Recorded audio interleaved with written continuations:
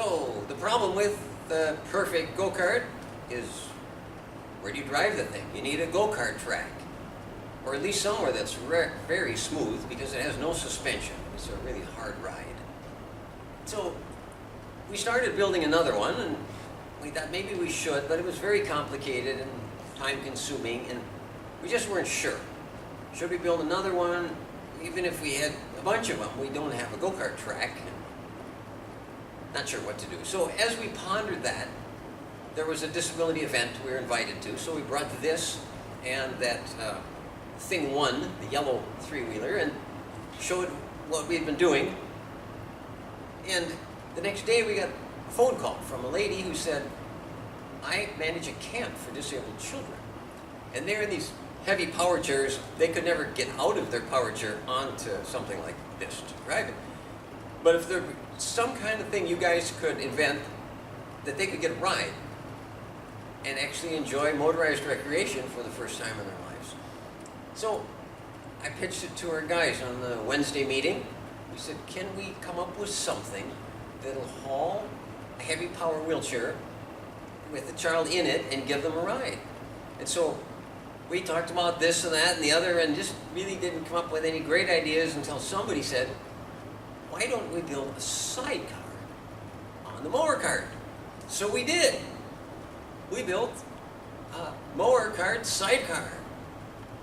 So the first challenge was, how do you attach the thing? So we realized we needed some kind of pivot on the front. So we bolted this large diameter heavy wall pipe all the way across the bottom of the mower cart. And then we welded the same size pipe on the front of the sidecar, and then slipped through the center this slightly smaller pipe with stops on here and here so they won't allow the sidecar to get any closer, and then a quick release pin here and a quick release pin on the other side so that whole pipe can be easily pulled out and the sidecar disassembled for transporting. The only other connection to the mower cart is this panhard rod. It's its technical name. It's got a pivot on each end.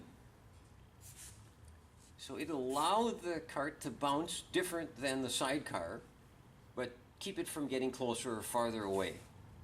And that has worked fine.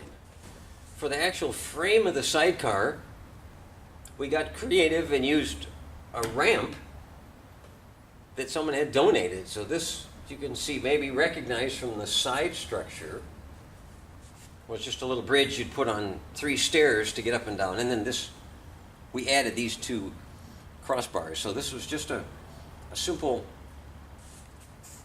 add over your step ramp that we boxed in with angle iron, closed in the front, bent some pipes for side support, added the ramp, and then the uprights for the roof. For wheels, we chose to use 4 puncture-proof tires.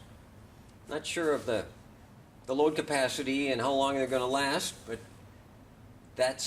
it's been durable, that's worked good, and it provides a little bit of suspension. Safety is always of utmost importance to us, so tying down the passenger in the wheelchair is very important. The main tie down is a seat belt that we run anchored to the side rails, and that goes across their lap or their armrests. And then we have a whole box full of various Velcro pieces, so if they prefer to tie a piece of their chair to one of these, that is an option. And then almost all of them wanted to use these as handrails to hold on to, so that helped stabilize them. And then of course the brakes were applied on the chair to keep it stable also. So I'll give a demonstration of the ramp using a booster box because we've got a dead battery. So there's a switch here that you just operate with your thumb. But without that, with the booster battery, we'll just turn it on.